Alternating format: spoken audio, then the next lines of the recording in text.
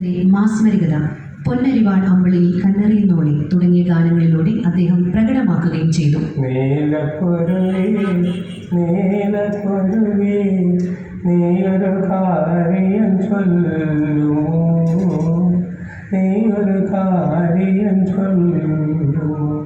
കാലം മാറുന്നു എന്ന ആദ്യ ചലച്ചിത്രത്തിലൂടെ സിനിമാ സംഗീതത്തിന് തുടക്കം കുറിച്ച് മാസ്റ്ററുടെ വയലാറിനെയും സർക്കസ് സൗഹൃദം, ചതുരംഗം, ഭാര്യ തുടങ്ങിയ ചിത്രങ്ങളിലൂടെ മലയാള സിനിമയ്ക്ക് ഒരു സുവർണ്ണ കാലഘട്ടം സമ്മാനിച്ചു.